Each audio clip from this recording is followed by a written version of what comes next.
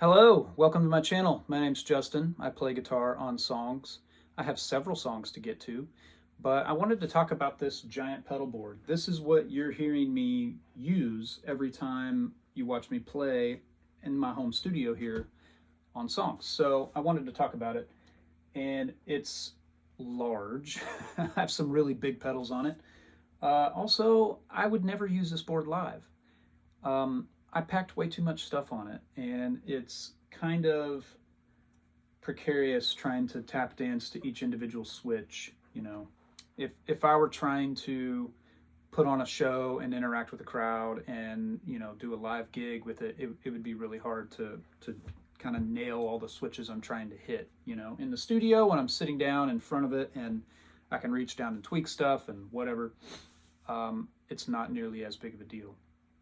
Also, I've made a very different decision as far as the order of these pedals are concerned that I would consider wrong if in any other context. So let's get to that. Let's get to the order of the pedals. I had to write this down so I don't forget it. So first of all, I have an interface on the side. I have ins and outs. I have a mono in. And then I have an insert that's in a specific spot in the pedal order where I can stick a boost or another overdrive or whatever. And then I have dual mono outs. They're not stereo outs. It's just so I can send full signal to two different inputs. You know, if I wanted to run a couple of different amps and say those amps sound very different, but I like the blend of them, then I can get the full signal to each rather than having them going out of the stereo outs of, say, my Timeline and my Reverb or whatever, and having a stereo effect. I didn't want to have a stereo effect through the board. I almost never do that, to be honest. Mix engineers are the ones who create the stereo field and the stereo imaging when they're mixing. You know, I'm generally sending mono tracks with some reverb or delay printed. Sometimes if it's a very sparse track and I think that the part could benefit from a stereo effect, then I'll do a stereo reverb in post, and I will print just the wet part of that effect to a stereo track and send that to the engineer and say, this is how I was hearing it. You know, you don't have to use what I'm sending you, but here's the mono track by itself. You can put that anywhere in the field you want, and then here's a stereo track that shows the space that I was hearing this effect living in. And sometimes they use it, and sometimes they like their own sounds better. That's their world. That's outside of my lane. So anyway, I go from this insert straight to my tuner. This is the very first thing in my chain, and I really like these little Sonic Research tuners because they're super fast. Just watch how fast they track notes. I mean, it's catching all of that. And I'm never tuning that fast, you know, but it's helpful when I'm tuning and the engineer doesn't see that I'm tuning and he's already pressed record, and I can quickly check during the count off and get right back into the track. So from the tuner, we go straight to the first looper in the pedal board, and that's this Keeley looper right here. And basically, I just have it set with the Voodoo vibe, okay?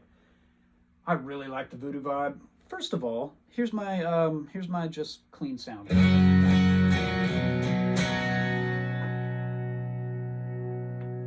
Turn that up just a little bit.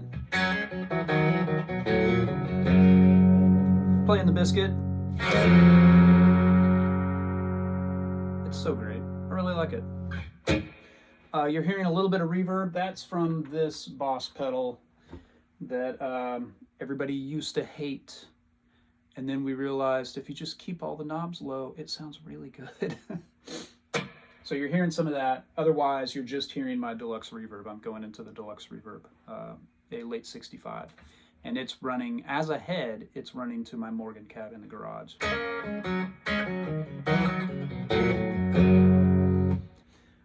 The Voodoo vibe, I have it first because I like the way it sounds being first in the chain. I don't like having a bunch of buffers in front of it or anything like that. And I have it in a true bypass loop because I don't love its buffer. I don't love its bypass sound. So if I turn that loop on,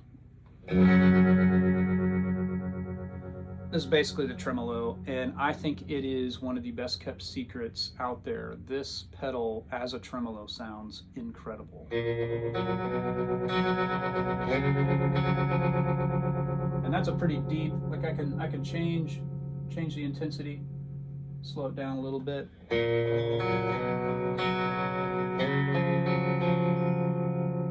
It's so great.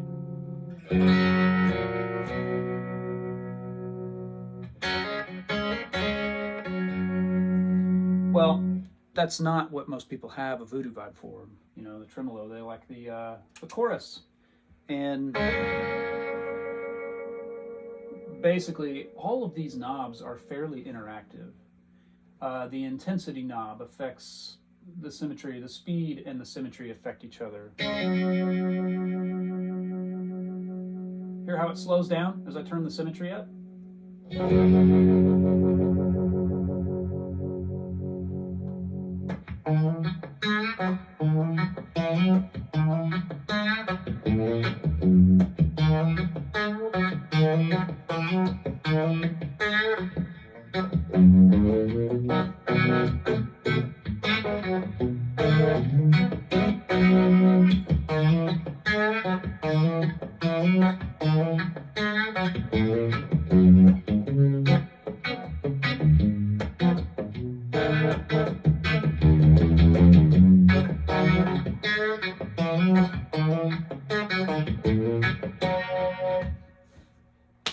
You know, sometimes I like univibe stuff for what you would typically think of as a Wayland phaser type tone. So that sounds great, but the vibrato too is really killer. It's just so clear and throbby. That's a word I don't like to say. Throbby. Just sounds like you're talking about something that you maybe shouldn't be talking about. But it sounds really good.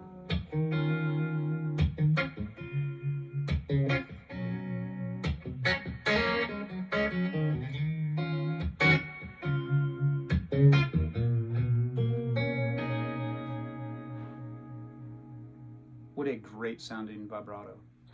Let's move along. We'll turn that off. From the Voodoo vibe, we go into the Overdrive section of the board. And the first one in line is the Throbak Overdrive boost. This pedal, man, it is legit. From being just a good EQ to a little bit of dirt to fuzz, it sounds awesome. I'm a huge fan of it. That first video that I posted about the Biscuit, when I talked about how I got it from Tom Bukovac, that's what I had on in that video for Overdrive. And I was going into the Analog Outfitters, so it's going to be slightly different with the deluxe reverb, but this pedal is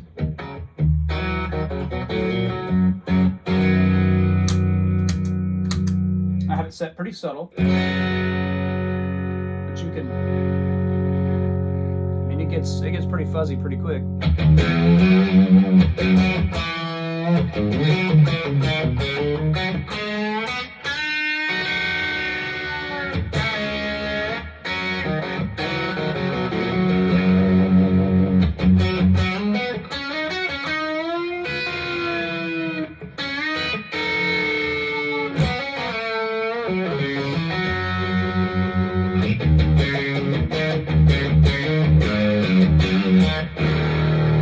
You want big muff type sounds? Turn the treble off.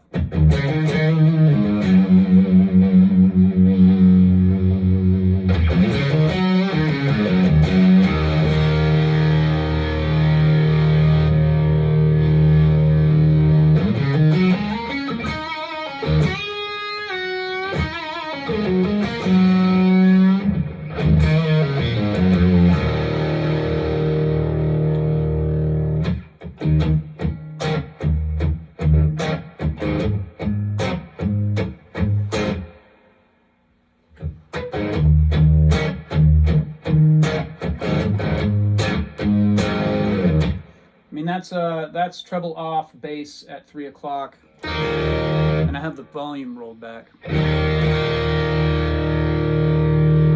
And that's with this switch to the right, and that's the lower headroom transistor. It goes from germanium to silicone.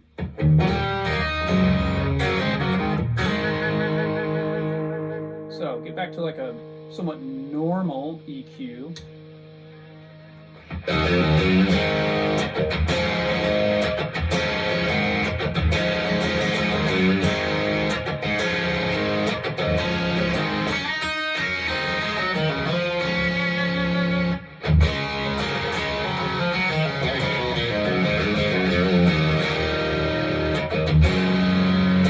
And it's got this pre-gain switch, which I haven't touched yet.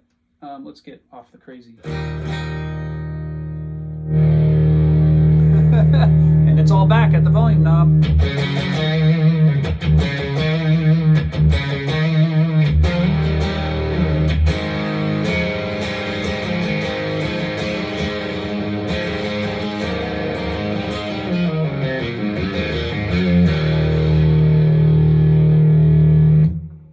So let's go knobs at noon for the EQ.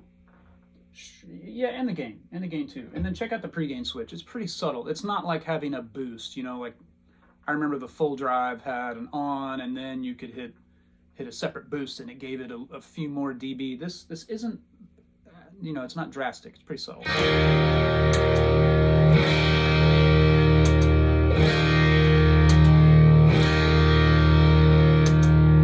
little thicker. It's not going to make a huge difference in a mix, you know.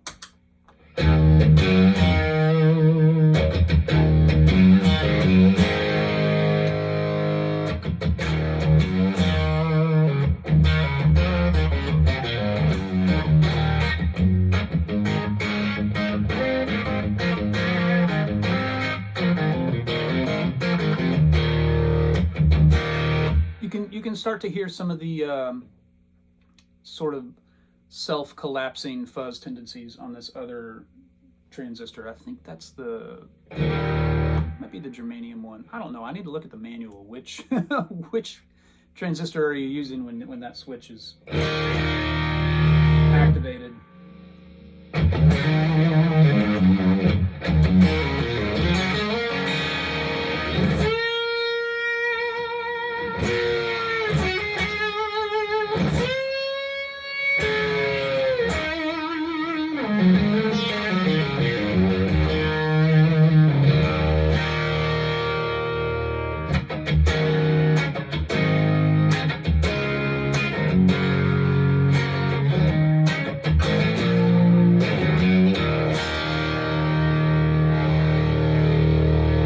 Pretty awesome.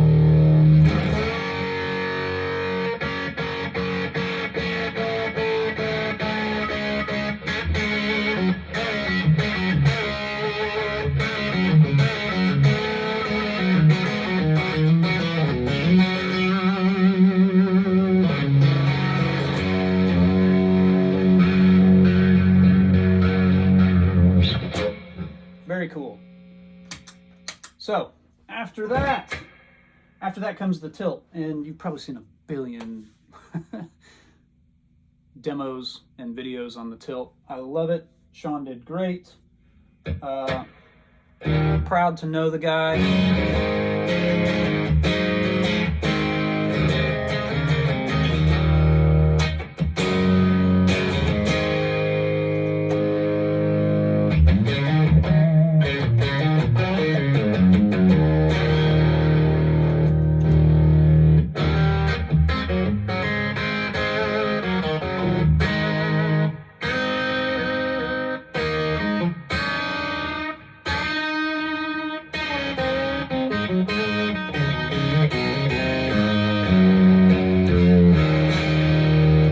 Very cool. Nordland ODR-C. I got rid of my old Nobles when I got this pedal. I don't know, I just liked it a lot more.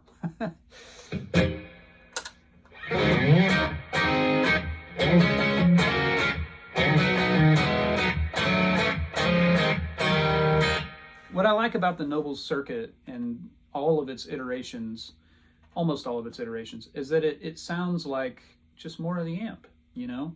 It doesn't lop off your highs and your lows, which, you know, Uncle Larry calls tunnel tone. I totally get that. Just the pure mid-range thing that kind of, I don't know, it kind of just kills all the harmonic goodness around the note to me. And sometimes that's really appropriate. Sometimes it sounds amazing, like when you're playing through multiple cranked Fenders, like Stevie Ray Vaughan, you know, stepping on an old tube screamer. That's incredible. Just for what I do, I just kind of prefer other sounds. So the old ODR-C. From there, we go to the XTS boost, and this is a bit of a different pedal. It's a boost, but it's also expressible, okay? So when I have it set at 0 and I turn it on, it's literally just a volume, right? Just from 0 to unity gain. Well, if I bring it up, that pot's kind of noisy, but if I bring it up, first of all, that's nothing on but that boost and the deluxe reverb and the guitar. I don't have any, these LEDs are kind of dim, so I'm double checking that that's off. But yeah, that's just the amp, and then with the boost. Awesome. So when you've got some boost, instead of just being at unity gain, when you've got some boost, the volume goes from 0 to whatever that boosted level is. The throw is all the way up to boost.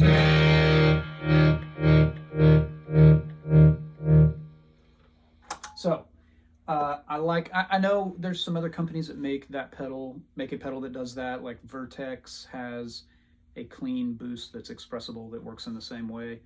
I really like the XTS boost just because it's so small, and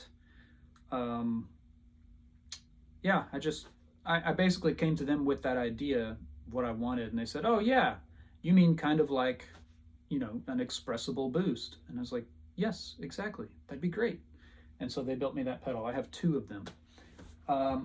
From there, we go to our interface send and return. There's a loop. I can stick another overdrive pedal or something else in the middle of the board. That insert also cuts the board into 2 sections, right?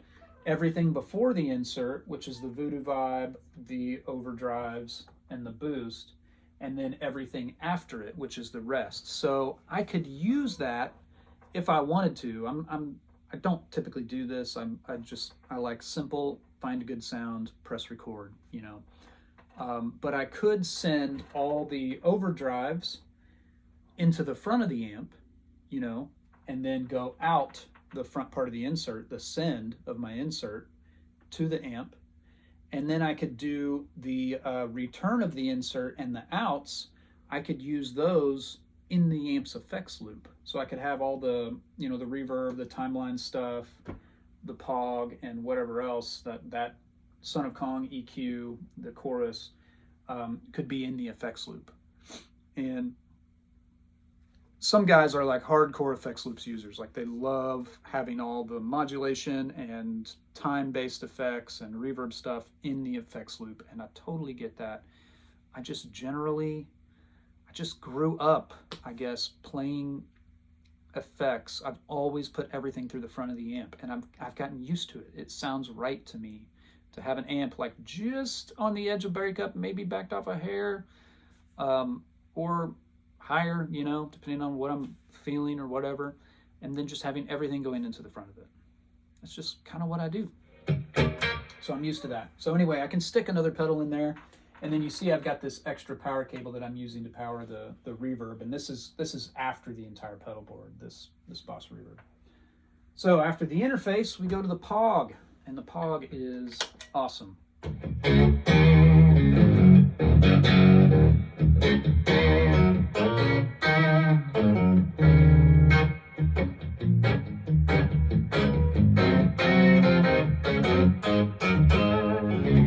I mean, it's nothing you haven't heard before. You guys know what POGs sound like. I've got an octave up that I can sort of fake a...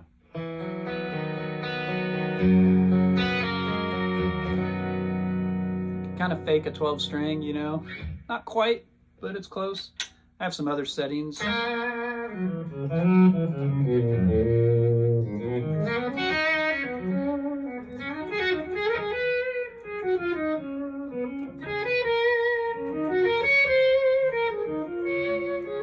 it's kind of almost a violin. It's like a very quick envelope, so you don't quite hear the attack of the note. It just blooms open.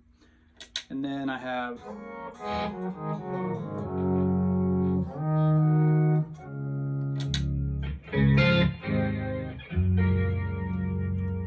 some of the more standard Pog settings. This to me is a guitar synth pedal. That's how I think of it. I can get these sorts of sounds, turn on a long reverb, you know.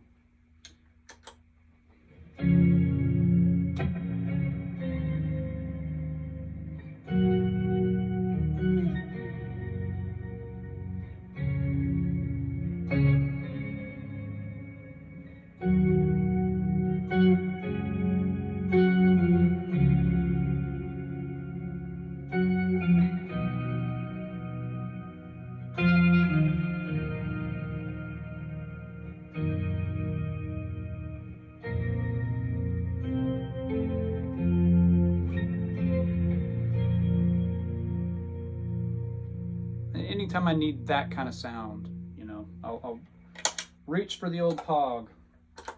So after the Pog, my next looper comes in, and this is what I think is a little bit different, where I have the order with the old CE1.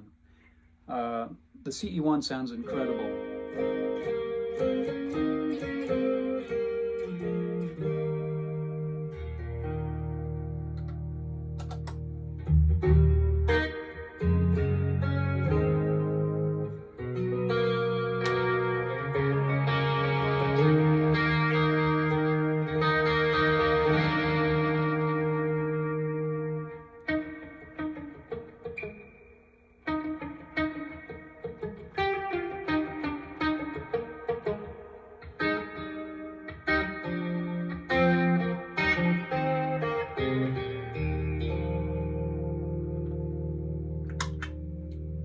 And then there's the chorus mode too. That was vibrato mode. There's the chorus mode.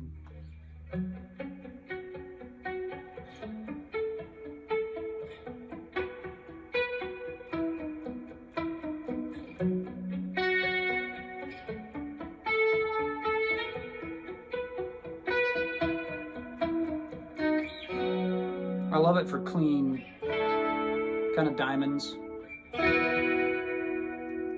Or I'll do something like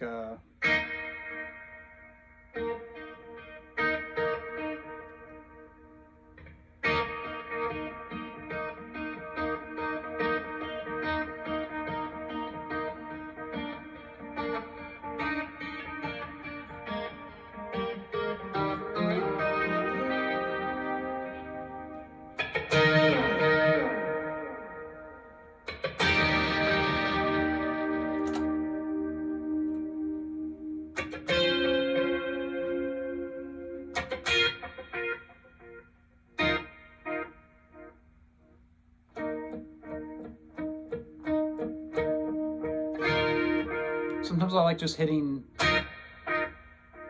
stuff and letting it kind of slap back, you know, feedback, I guess, because it's not really a true slap back. But that's the CE1. And then after that, and this is what's weird, is I have a boost after the CE1. And typically all your overdrives and boosts are before the modulation stuff. But here's my problem with the CE1. It has such a terrible preamp in it that it gets overdriven easily. You heard it kind of crackle before I rolled my pickup volume down. Well, any kind of boost into the front of it, like volume boost, is a huge problem. So in order to combat that, I have it after.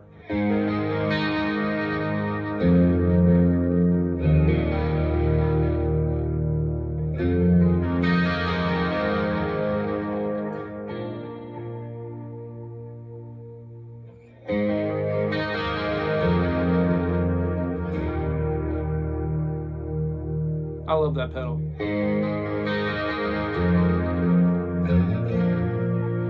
I mean, it just sounds really great. And that's the difference with having the boost after. you're not overloading the CE1's preamp. So, and the Son of Kong is its own thing.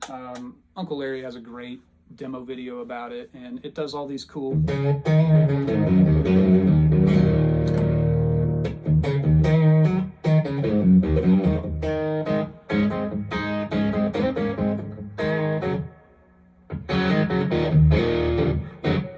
and you can set how tight your how notched you want your EQ.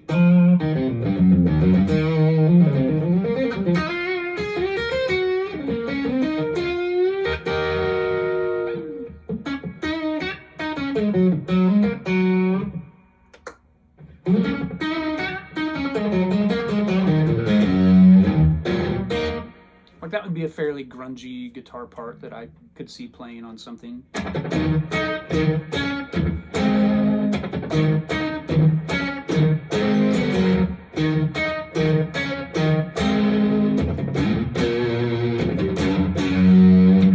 You know, I mean, just whatever, off the top of my head.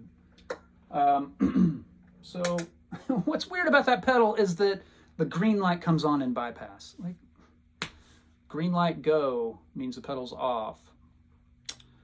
That was really kind of difficult to get used to. The pedal's worth it, that's why I still have it on the board, but it was kind of an annoying learning curve, to be honest.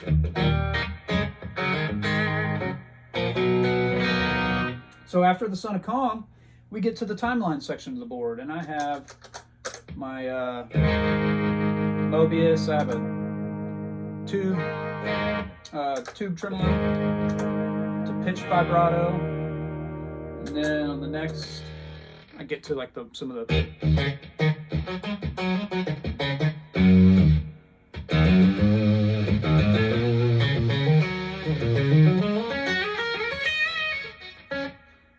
that's a little overboard, but it's also, I have it expressible. This pedal is actually expressing the XTS boost, the Mobius, and the timeline. So I've got to be careful when I'm trying to do volume swells that I'm also not using a patch where I have the expression pedal to go to infinite repeats or to dry up the repeats and toe up. Because the great thing about doing volume swells with delay is that you get off of them and the delay continues. Well, I can't have it set for the amount of feedback if I'm also using it as a volume pedal, right? So I had to kind of get around that with this board. What do I have here? Oh, it's my attempt at copying the CE1. So that's like a vibrato mode on the Mobius. Let's A-B it into the real CE1.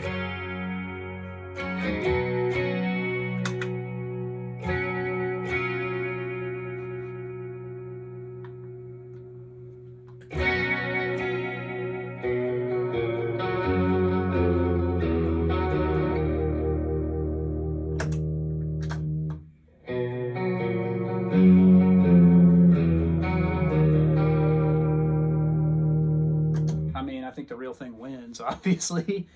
Very convenient to have all the stuff in this one thing, in this one pedal.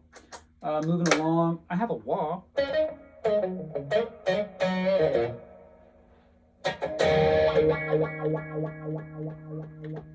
It's the old filter setting on the Mobius, and you can set it up in the menu. I'm not going to go into all the details, but it's not difficult to do, and you can look it up online.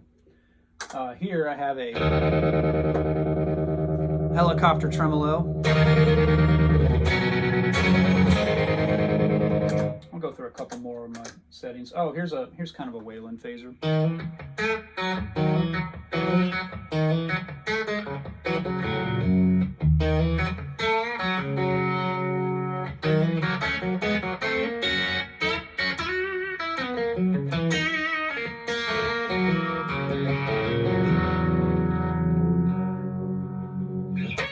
Pretty cool.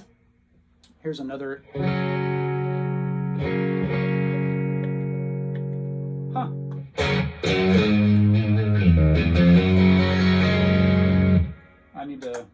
something out for that spot.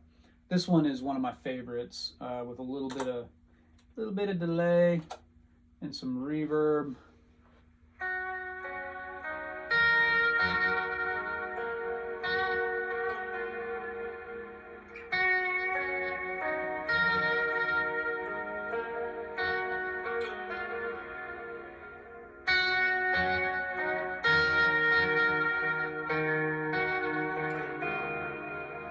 Right, it's like a more subtle, usable version of what my earlier warped thing was that was expressible. This one I don't think I have set expression.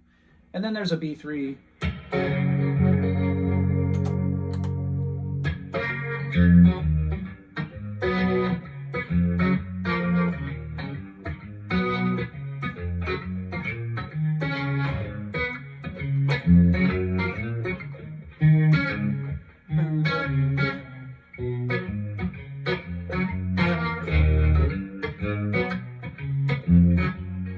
Trying to figure out my walking. Sometimes it's just cool to have some verb with a Leslie effect on guitar. So after this comes the timeline. I've got a few settings here. My slap.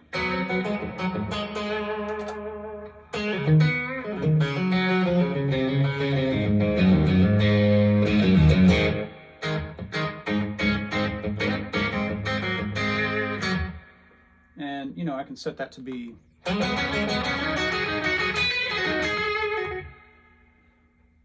that's a kind of a crazy thing, having the repeat louder than the initial attack. And then here I have, it says Deluxe Memory Man, but this is, it is kind of like a subtle Memory Man. What time do I have it set at? I have it set, oh, not boost, tap division 16th. So if I go dotted,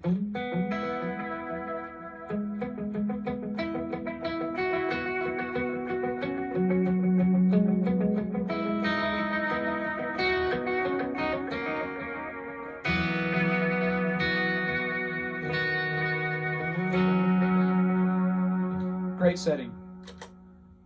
Here, got a lo-fi.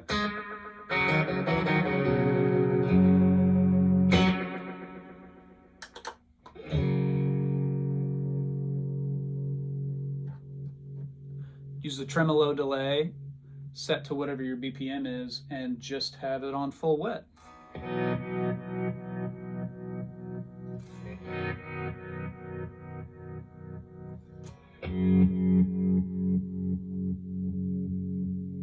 Or even just with the dry being really quiet.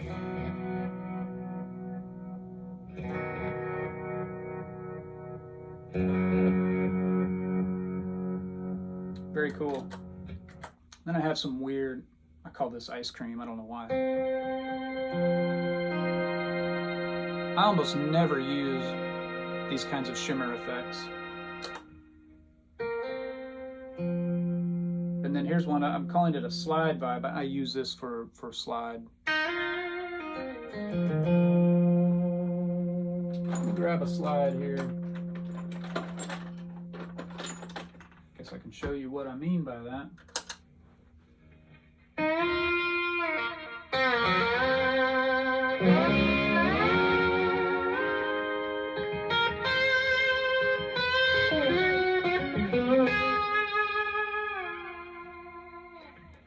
Kind of cool. It's kind of weird.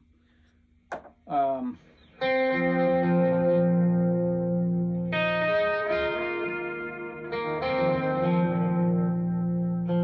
have a different interval in the repeats. And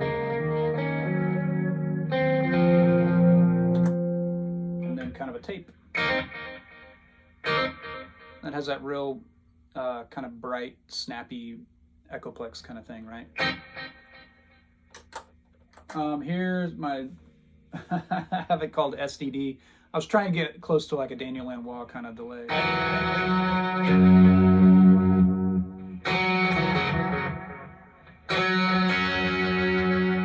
Loud first repeat, a little bit of modulation in the repeat.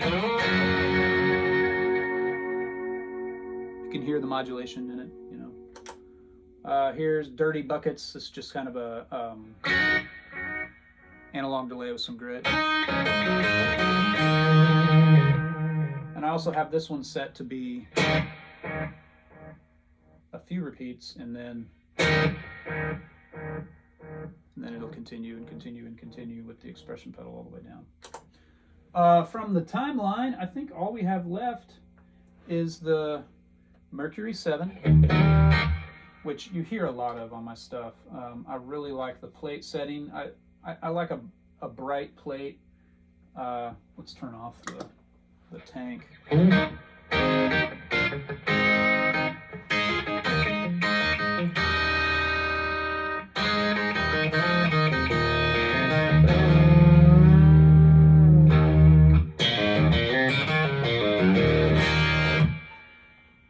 Generally do like just kind of a nice turn the decay down, but have the mix up. And this can do some weird stuff with like the pitch.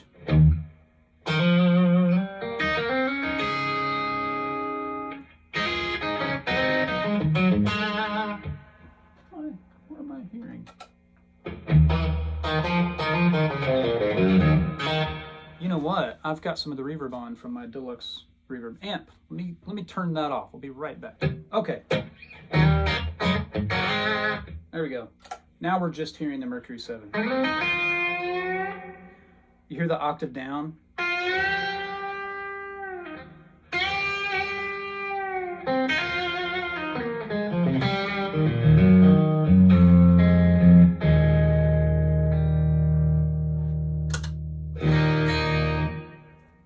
And it can do some other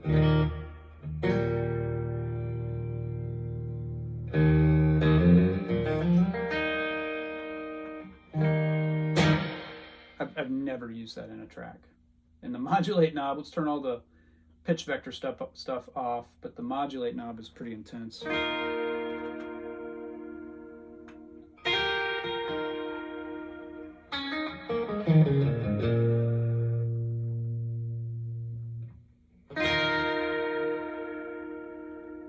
Pitch vector. So anyway, and then the last pedal, this is another weird decision. I've got this slapback very last, and the reason for that is that I kind of want it to function like an outboard tape machine, right? Anything that I create in this whole modulation section is going to be repeated with this guy. First of all, this is the best sounding delay pedal ever.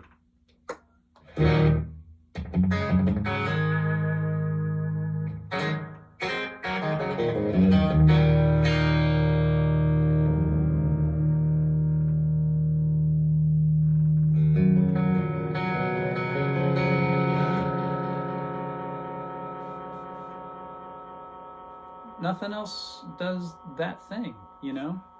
And I'll use it like this. This is pretty much maximum delay time. Pretty short, right? But I'll keep the repeats up, and it becomes almost a pad, right?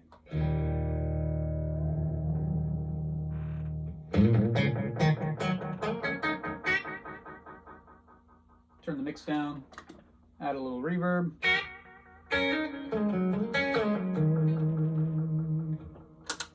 Maybe it's another kind of a slide thing.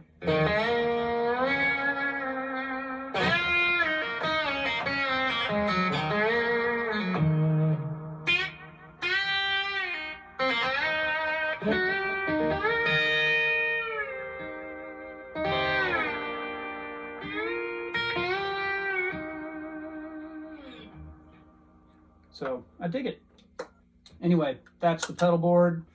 I think I covered everything with it. So when you hear me talk about having the Nordland on and a little bit of Mercury7, that's what I'm using. If there's a little bit of Timeline slap, you've seen that.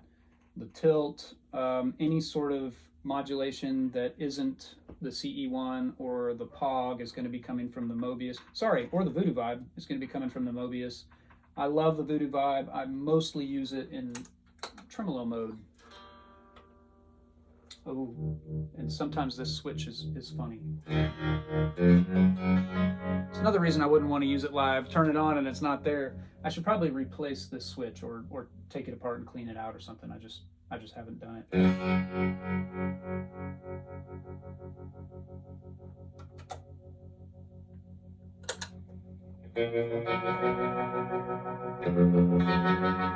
I mean, these sounds are awesome.